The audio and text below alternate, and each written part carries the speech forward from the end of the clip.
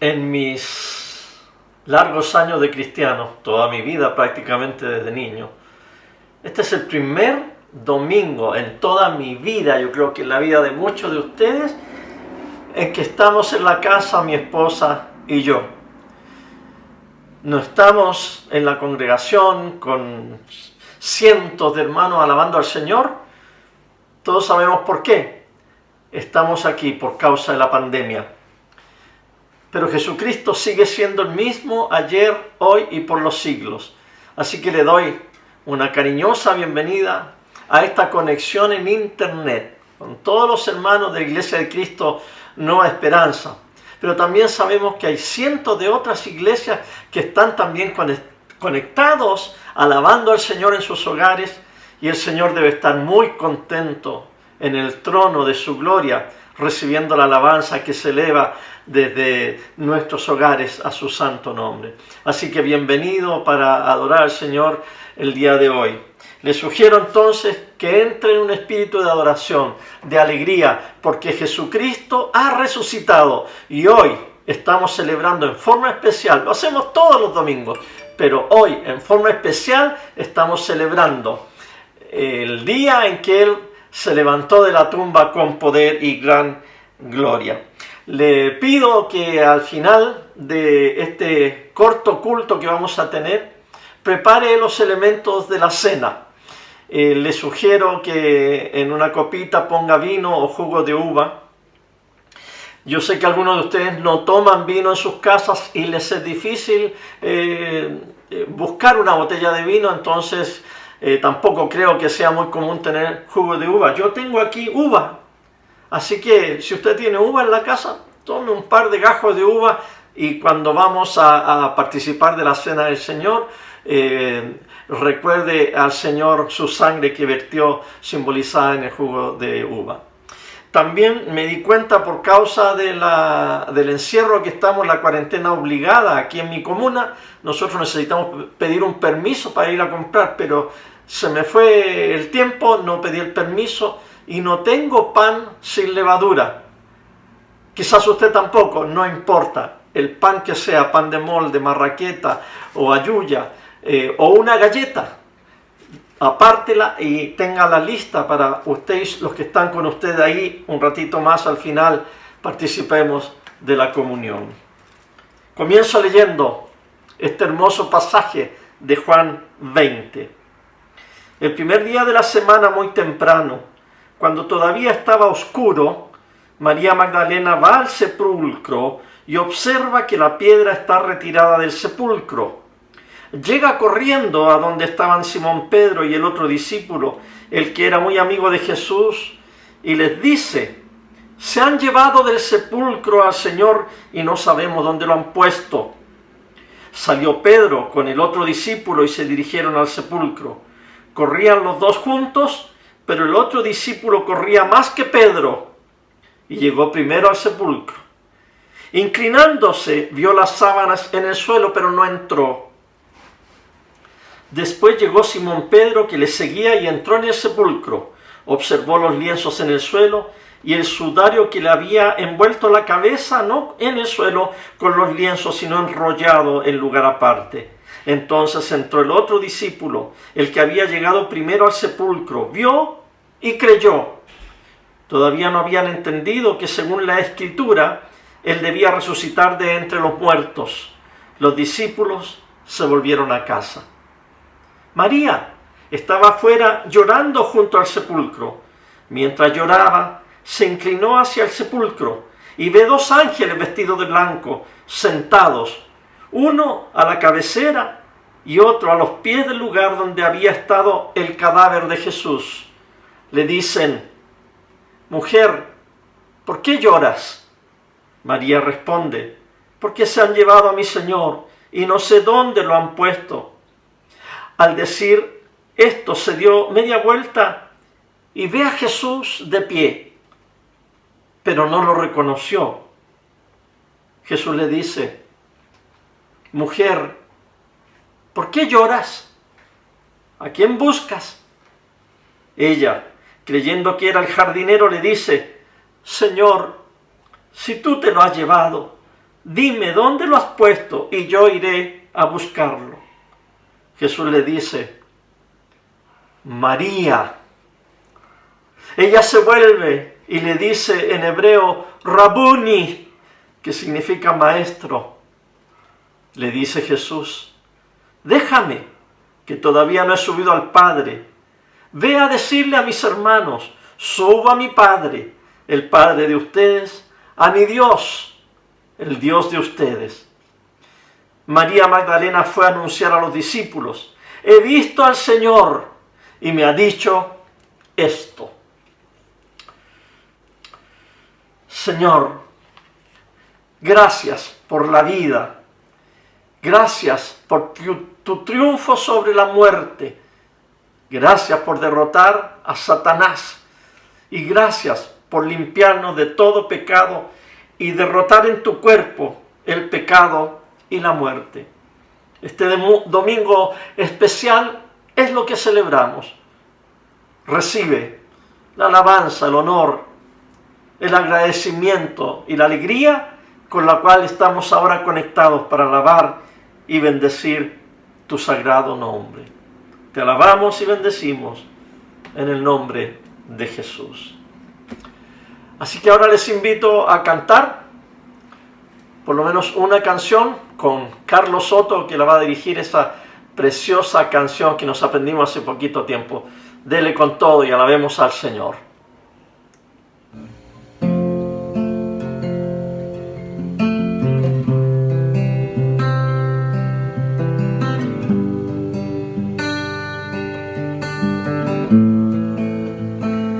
Y aquí estás, debemos mover, te adoraré, te adoraré. Aquí estás, obrando en mí, te adoraré, te adoraré. Aquí estás, debemos mover, te adoraré, te adoraré. Aquí estás, obrando en mí,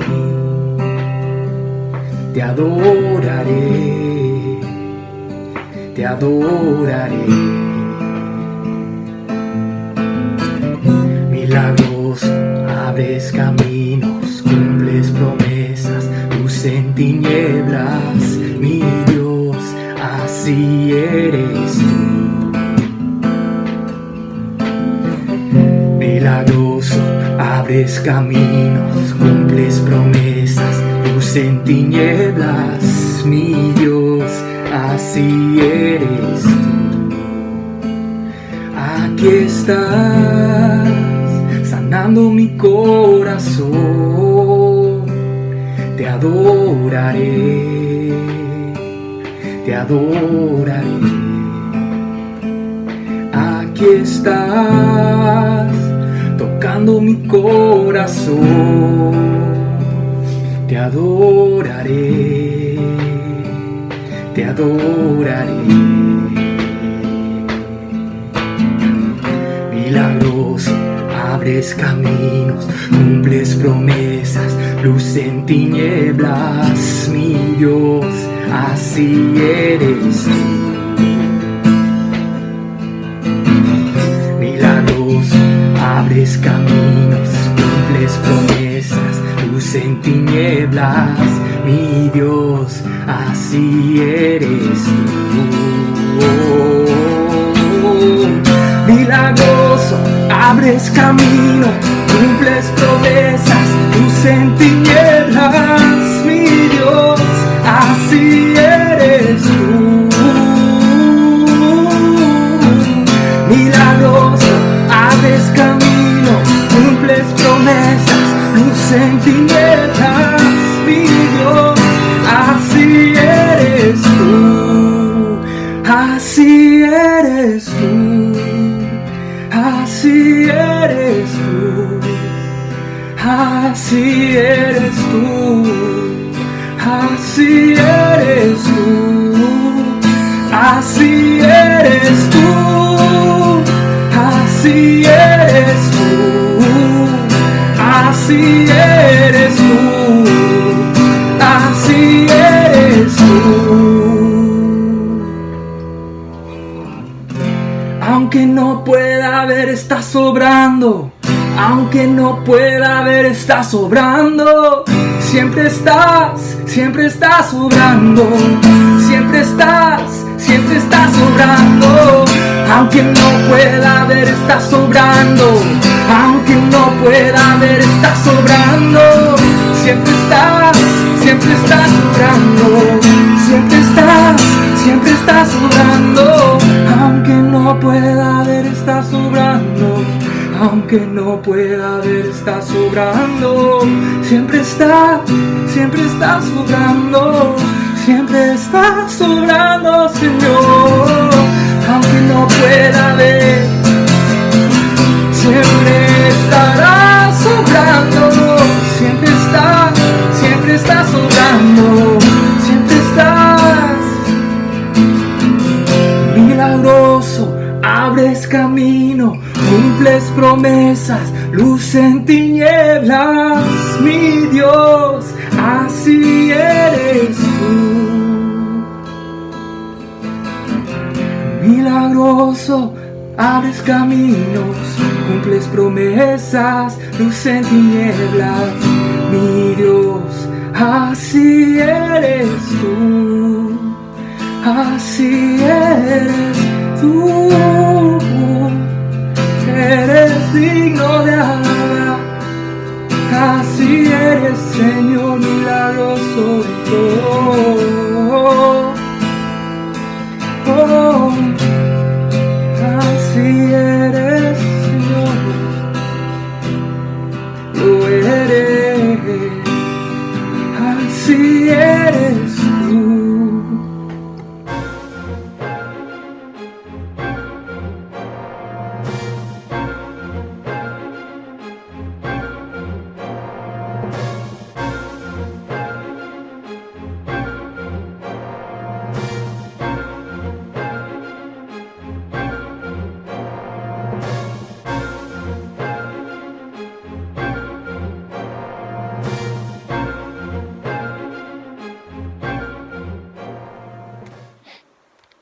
El cristianismo ha acostumbrado a celebrar la resurrección del Señor de una manera bastante alegre, bastante espectacular.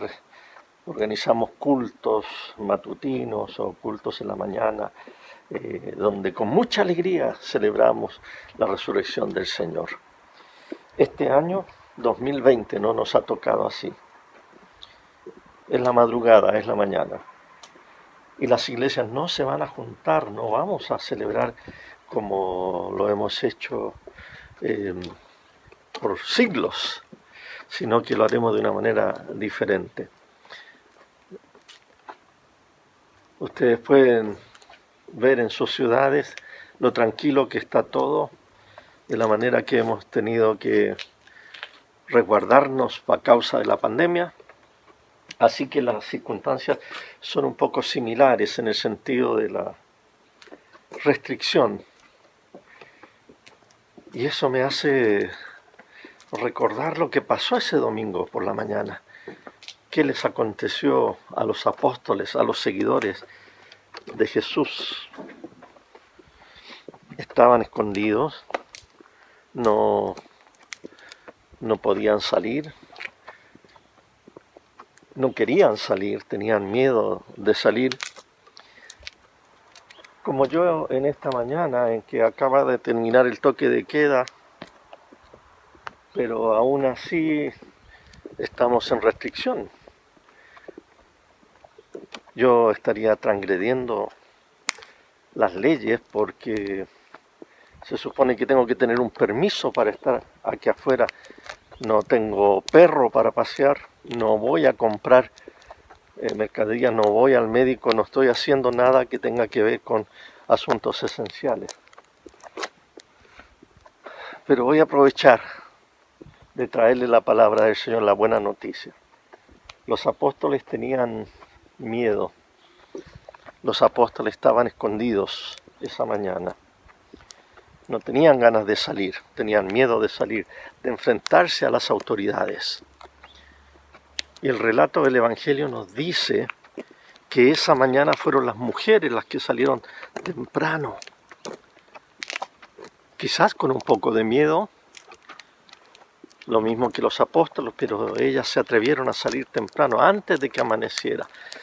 Dice el relato de los evangelios que les estaba todavía oscuro, como esta mañana. Pero ellas fueron a la tumba a ver, a atender el cuerpo de Jesús. Era un jardín, dice la Biblia, donde habían sepultado al Señor. Estaba al lado del monte Gólgota, un lugar cuidado, un lugar hermoso, dedicado a la tranquilidad, a la contemplación de la muerte. Y cuando ellas llegaron, se encontraron con la gran sorpresa de que la piedra que cuidaba la entrada de la tumba había sido removida, ya no estaba. Fue un gran impacto, porque ellas iban a ungir un cadáver, ellas iban a atender a un muerto querido, muy amado por ellas. ¿Qué fue lo que encontraron? Una tumba vacía y unos ángeles que les dijeron esa mañana: no está aquí, ha resucitado, como él dijo. Vayan y díganle a Pedro y a los demás discípulos que él ha resucitado. Tremenda noticia, no se la esperaban. No se la esperaban. La resurrección del Señor tiene serias implicaciones. Por lo menos 3. Y creo que nosotros hoy en día podemos entender desde la perspectiva del tiempo estas implicaciones y podemos dar gracias al Señor y podemos vivir nuestra vida cristiana con alegría, con gozo. Pero recuerden una cosa, los apóstoles no estaban preparados para eso.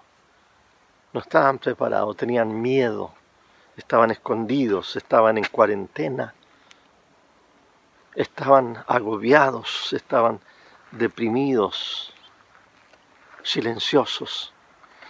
Así que para hacer esta meditación muy diferente a las que hemos hecho en años anteriores, aquí en la soledad de este jardín, con la voz baja, ojalá nadie me reporte si algún vecino me escucha, para que no venga la seguridad ciudadana a preguntarme qué estoy haciendo. Así fue el anuncio de la resurrección el primer domingo que el Señor se levantó de entre los muertos. Meditemos en esto. ¿Qué significa esto para nosotros, para el mundo? ¿Qué significa que Cristo haya resucitado? Primero, cuando las mujeres le dijeron a los apóstoles que Jesús había resucitado, ellos se sorprendieron de tal manera que había una incredulidad.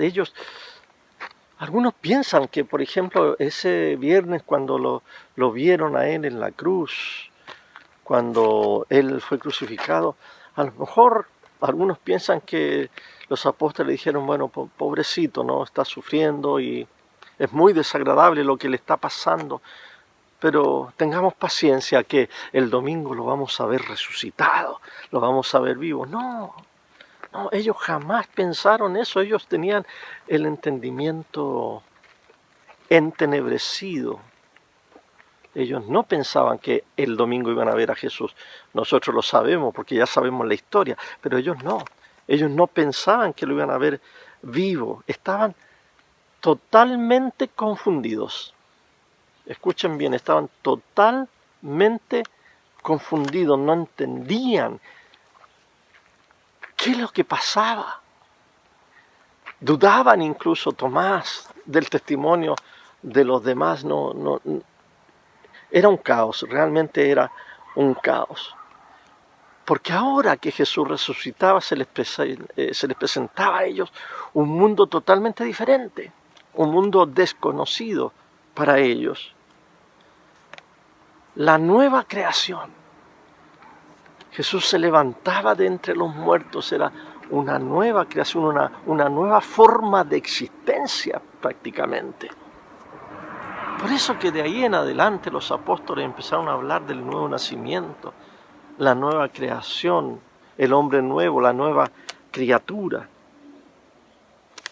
Porque Dios había lidiado con la muerte, claro, la muerte de su Hijo, pero en resumidas cuentas, Dios había lidiado con la muerte, punto. La había derrotado y Jesús se presentaba vivo esa mañana gloriosa. Así que les quiero hablar aquí de tres implicancias, tres cosas, tres resultados en la mente, en el corazón, en la vida, en el nuevo sistema de pensamiento de sus seguidores, de los apóstoles. Estas implicaciones no fueron así como automáticas, ellos no la descubrieron de la noche a la mañana o en un abrir y cerrar de ojos. Y de eso estaba pensando yo, porque Jesús se fue presentando a ellos en forma dosificada. Un domingo, al otro domingo, se aparece a Pedro solo, habla con él, se aparece en el mar de Galilea, va de camino a Emaús con unos discípulos, va caminando y se presenta al lado de ellos como otro caminante, luego desaparece. En forma dosificada, Jesús se va presentando y conversando con ellos durante 40 días. Si Jesús hubiera muerto el viernes, si hubiera resucitado el sábado y se hubiera presentado a ellos y el domingo se hubiera ido a los cielos, hubiera ascendido, claro, habría sido impactante. Pero no, los apóstoles necesitaban entender este magno acontecimiento, debían entenderlo, y Jesús se preocupó de estar con ellos por 40 días para de a poco y poco ir transformando sus mentes, sus corazones. Y aquí tres cosas que ellos entendieron, las tengo aquí anotadas. Primero, para ellos, para los apóstoles, las escrituras, las sagradas escrituras del Antiguo Testamento, los profetas, Moisés, ellos fueron entendiéndolas de una manera totalmente diferente y entendieron que las sagradas escrituras se habían cumplido, no de la manera que ellos estudiaron por años, no de la manera típica que les enseñaban sus maestros de la escritura, sino que de una manera totalmente diferente. Empezaron de ahí en adelante a leer las escrituras también con lentes diferentes, con ojos diferentes, y empezaron a darse cuenta de la riqueza de la escritura. Acuérdense ustedes que en el camino a Emaús, Jesucristo a los discípulos que iban allí, que no lo vieron, no lo entendieron como el Cristo crucificado, sino como un peregrino que iba caminando por ellos, dice ahí el relato de Lucas, que Jesús empezó a hablarles de las Escrituras y empezó a abrirles sus ojos pasaje por pasaje. Ese es el nuevo foco, la nueva visión, los nuevos lentes con los que los discípulos del Señor empezaron a leer las Escrituras. Se dieron cuenta que por ejemplo, cuando habla a las promesas a David del reinado, de su reino eterno, se dieron cuenta que era Jesús el que estaba cumpliendo eso, que cuando Dios en los salmos, en los profetas, habla del rey eterno, del reinado de David por siempre, era acerca de Jesús que estaba hablando. Así que los apóstoles vieron esta estas profecías de David, del reinado, del templo, la construcción del templo, por ejemplo, cuando ahí en los Salmos y en 2 Samuel 7:14, donde Dios le promete a David que su reino no tendría fin y que levantaría una semilla que reconstruiría su templo, que haría su templo grandioso, se refería a Jesús. Esa fue la primera implicancia. Se abrieron los ojos a esta nueva creación que Dios le presentaba a los apóstoles en Jesucristo. Segunda implicación. Ellos comenzaron a ver el cumplimiento del Éxodo. El Éxodo, ¿qué es lo que es el Éxodo? El Éxodo era la liberación milagrosa que Dios hizo de sus hijos. Los sacó de la esclavitud, los sacó de Egipto y los llevó a la tierra prometida.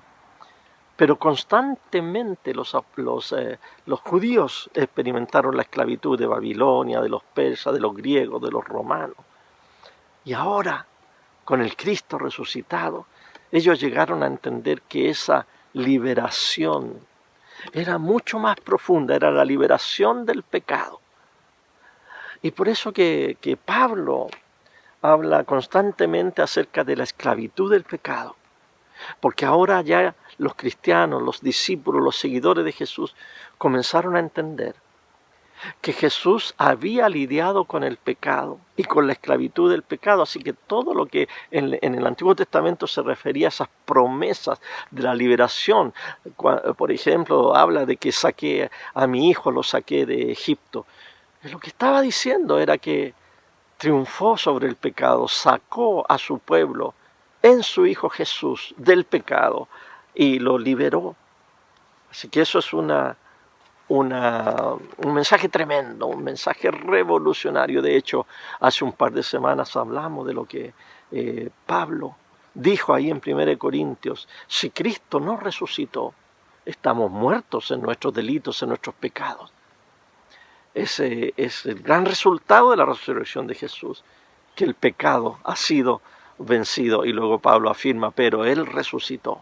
Primicia de los que durmieron es hecho y Él resucitó. Así que eso fue lo segundo que los apóstoles entendieron cuando supieron de la resurrección del Señor. Y lo tercero, cuando Cristo resucita, los apóstoles se dan cuenta, sus discípulos, que Cristo es el Mesías, pero no solamente el Mesías de Israel, sino que es el Mesías del mundo entero. Y empiezan ellos a leer entonces los salmos de otra manera. Se les abre los ojos. El Salmo 2, el Salmo 72, el Salmo 89, nosotros le llamamos a eso los salmos mesiánicos. El Salmo 2 dice que el Padre le dice, hijo, siéntate a mi diestra hasta que ponga a todos tus enemigos por estrado de tus pies. Lo hace rey de todo el mundo, del universo entero. Lo hace rey. El Salmo 72, por ejemplo, también nos habla de este reino eterno que le da a su Mesías, a Jesucristo. Le da este reino. Y al final del Salmo 72 dice, bendito sea el Señor, el Dios de Israel, que solo hace maravillas, bendito sea su nombre para siempre. Eso fue lo que hizo el Padre al levantar a Jesús de los muertos, hacerlo bendito entre todas las naciones por siempre. El Salmo 89 también nos habla de ese maravilloso gobierno de Jesús como el Mesías, el Rey del universo. Así que aquí hay una implicancia política. Ahora se levanta un nuevo rey, pero no es un nuevo rey de un país o de un imperio, es el rey de todas las naciones del mundo. Es el rey del universo que se levantó de entre los muertos. Ahora, el cristianismo, basado en la resurrección, no es una revolución más, una idea más, sino que es que el caos vuelve a transformarse en un orden. Hoy se usa mucho la palabra el orden mundial. Pues bien, Jesucristo es el que trae el orden no mundial, sino que el orden cósmico. Romanos 15, por ejemplo, Ahí es donde Pablo habla de este Cristo cósmico, de este Cristo que no solo es una bendición para Israel, sino que para todas las naciones. El Rey, el Mesías, esas profecías mesiánicas las basa él en Isaías 11, donde habla de este reinado que no tendrá fin. Así que, mis queridos hermanos, en esta mañana, en que salí a esperar la puesta del sol, en que todo el mundo está durmiendo y está tranquilo en sus casas, obligados también por la cuarentena, similar a los apóstoles que estaban guardando una cuarentena obligada y media personal y con mucho miedo. Yo he salido, todavía no sale el sol, estoy esperando que salga. Faltan algunos minutos para que el sol salga en este domingo maravilloso de resurrección. Pero quiero terminar diciéndole esto.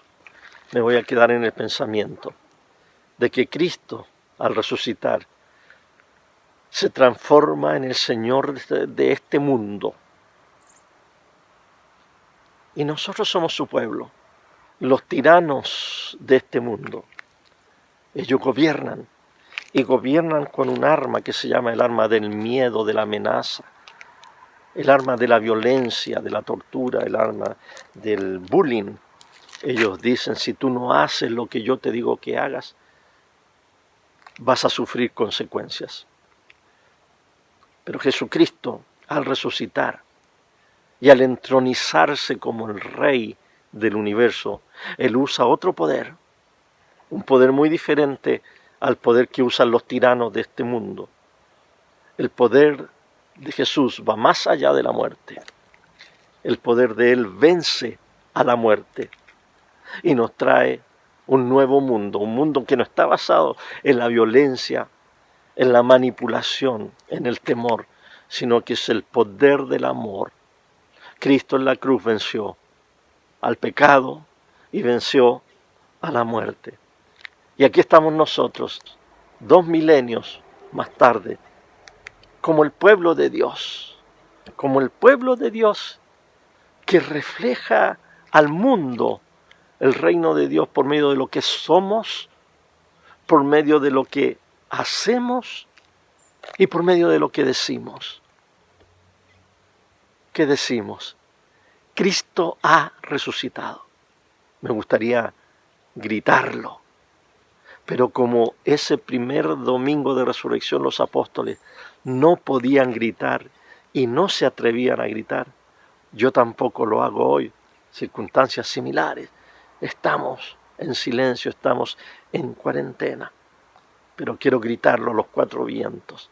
Jesucristo es el Señor de este mundo, el Señor de la iglesia, el Señor de mi vida. Su resurrección lo comprueba. Y a Jesucristo sea toda honra y gloria por los siglos de los siglos. Amén.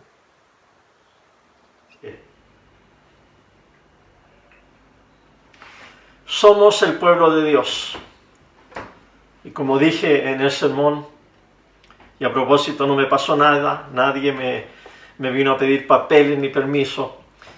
Somos el pueblo de Dios, por lo que somos, por lo que pensamos, por lo que decimos.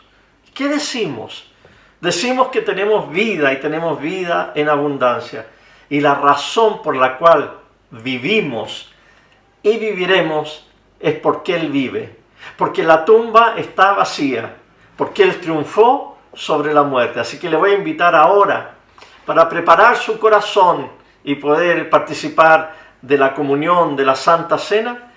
Le invito a cantar este antiguo himno, porque Él vive, triunfaré mañana.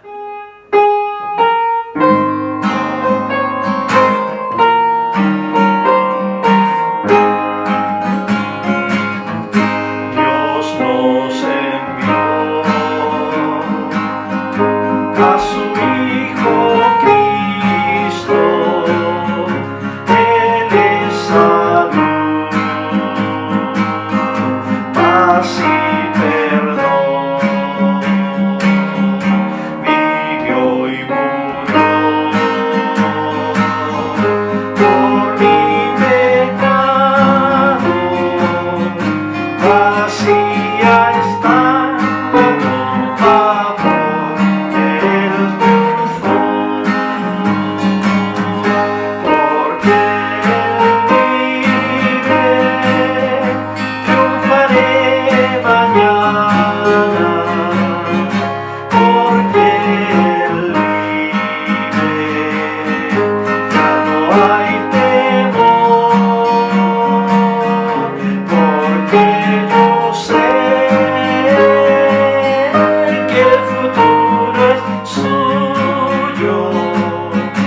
La vida vale más y más solo por él.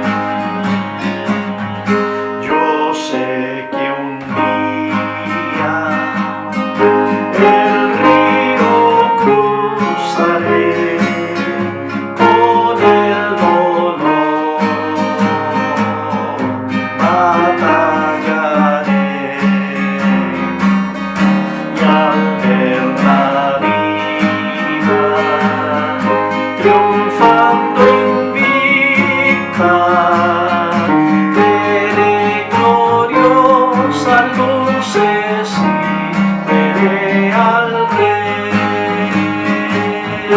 porque Él vive, triunfaré mañana, porque Él vive, ya no hay temor, porque yo sé que el futuro es suyo. La vida vale más y más solo por él. Jeremy nació con un cuerpo torcido, una mente lenta y una enfermedad terminal crónica que lentamente lo había estado matando desde su temprana edad. Sin embargo, sus padres trataron de darle una vida lo más normal posible y lo habían inscrito en la escuela cristiana. A la edad de 12 años, Jeremy apenas estaba en segundo grado y tenía serios problemas de aprendizaje. Su maestra, Doris Miller, a menudo se frustraba con él. Él se torcía en su asiento, se le caía la saliva y gruñía. En otras ocasiones hablaba claramente, como que si una fuerte luz penetrara la oscuridad de su cerebro. Pero la mayor parte del tiempo Jeremy irritaba a su maestra. Tenía 18 niños, más que enseñar, y Jeremy era una distracción. Además, nunca aprendería a leer y escribir. ¿Para qué gastar más tiempo tratando? Mientras pensaba en la situación, la envolvió un sentimiento de culpabilidad. «Oh Dios», dijo, «aquí estoy quejándome cuando mis problemas no son nada en comparación a esa pobre familia. Por favor, ayúdame a ser más paciente con Jeremy». Desde ese día trató de ignorar los ruidos y las miradas vacías de Jeremy. Cuando llegó Semana Santa, Doris les contó la historia de Jesús y para enfatizar la idea de una nueva vida que nace, les dio a cada uno un huevito de plástico. Les dijo a todos, «Quiero que se lleven este huevito a su casa y que mañana lo traigan con algo adentro que demuestre vida nueva». ¿Me entendieron? «Sí, señorita Miller», respondieron todos muy entusiasmados. Todos menos Jeremy. Él solo escuchaba atentamente, sus ojos fijos en el rostro de Doris. Ni siquiera hacía sus ruidos habituales. ¿Habría entendido lo que ella habló acerca de la muerte y resurrección de Jesús? ¿Habría entendido la tarea? Quizás sería mejor llamar a sus padres para explicarles el proyecto. Esa noche, con todos los quehaceres y varios imprevistos, Doris se olvidó de llamar a los padres de Jeremy. A la mañana siguiente, 19 niños llegaron a la escuela riendo y hablando mientras cada uno ponía su huevo en una canasta de mimbre sobre el escritorio de la señorita Miller. Después de terminar con su lección de matemáticas, llegó el tiempo de abrir los huevitos. En el primer huevo, Doris encontró una flor. «Oh, sí, una flor ciertamente es una señal de nueva vida», dijo ella. Cuando una planta brota desde la tierra, sabemos que la primavera ha llegado. Una niña que estaba sentada al frente levantó su brazo. «Ese es mi huevito», señorita Miller gritó. El próximo huevo contenía una mariposa de plástico, que se veía muy real. Doris la levantó.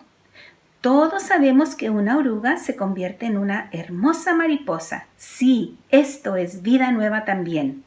La pequeña Judy sonrió orgullosa y dijo, «Señorita Miller, ese es mi huevito». En el siguiente, Doris encontró una piedra cubierta con musgo. Explicó que el musgo también era muestra de vida. Del fondo del salón se escuchó la voz de Billy. «Mi papi me ayudó», dijo orgulloso. Enseguida, Doris abrió el cuarto huevito. Se sorprendió. El huevito estaba vacío. Seguramente este es el de Jeremy, pensó, y está claro que no entendió las instrucciones.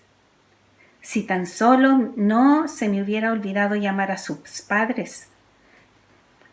Para no avergonzarlo, disimuladamente puso el huevito al lado y metió su mano al canasto para sacar otro.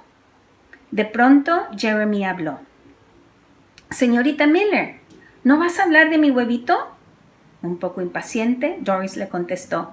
«Pero Jeremy, tu huevito está vacío». Él la miró a los ojos y suavemente dijo, «Sí, pero la tumba de Jesús también estaba vacía».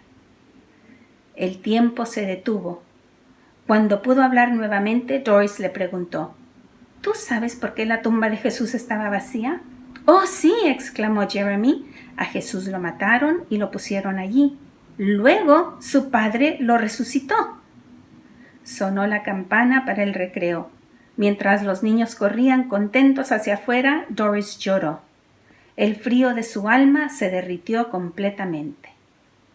3 meses después, Jeremy falleció. Aquellos que fueron a su funeral se sorprendieron de ver 19 huevitos encima de su ataúd. Todos estaban vacíos. Solamente el cristianismo puede decir que la tumba de su fundador está vacía. El vacío no significa la nada. Quizás es al revés, significa el todo. Hoy, por ejemplo, nuestra ciudad está vacía, en las calles casi no hay gente, pero la vida está aquí adentro, en los hogares. Las iglesias se están reviviendo en los hogares. Y hoy vamos a celebrar esa vaciedad, porque nos hemos despojado de las preocupaciones, de las ansiedades, y los hemos dejado todo en las manos de Dios. Porque vamos a la tumba y no hay nadie en la tumba. Pero el que estaba en la tumba, el Cristo que estaba en la tumba, hoy es el Señor resucitado que lo llena todo el cielo y la tierra. Esa tarde de domingo, el Señor se apareció a los discípulos que iban a una aldea, Emaús.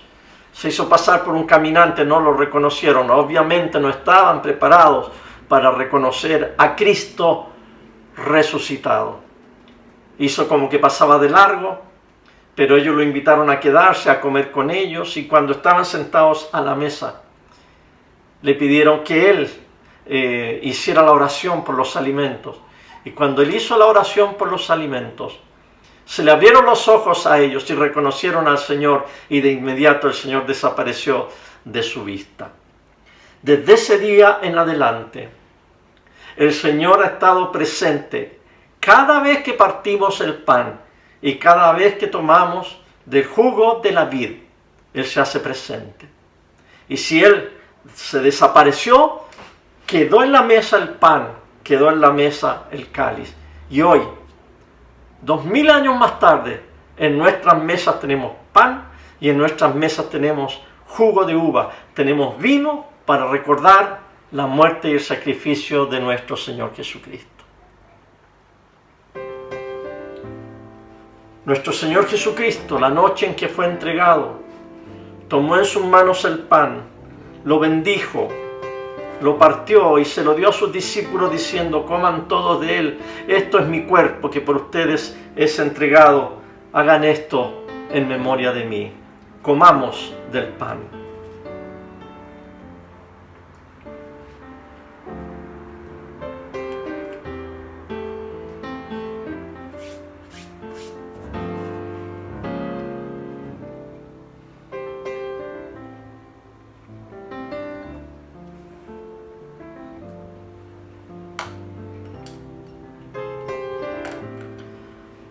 Asimismo, después de haber cenado, tomó en sus manos el cáliz, dio gracias por él, lo bendijo y se lo repartió a sus discípulos diciendo: beban todos de él.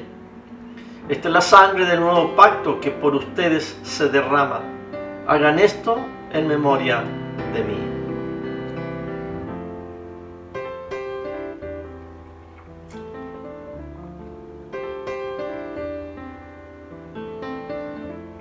Señor, te damos muchas gracias, porque tú has puesto la mesa para que tu pueblo se siente contigo, a comer del pan y a beber del vino.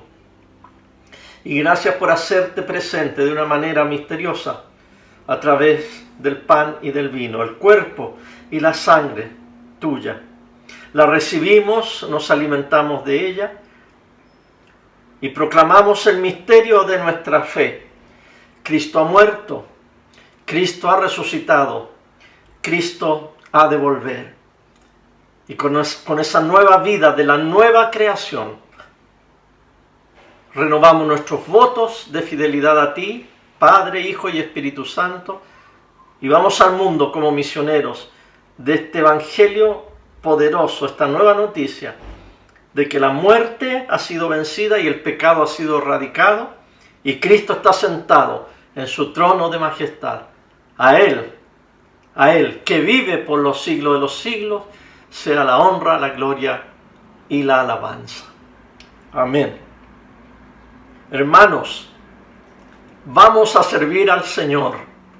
Amén. Serviremos al Señor con alegría.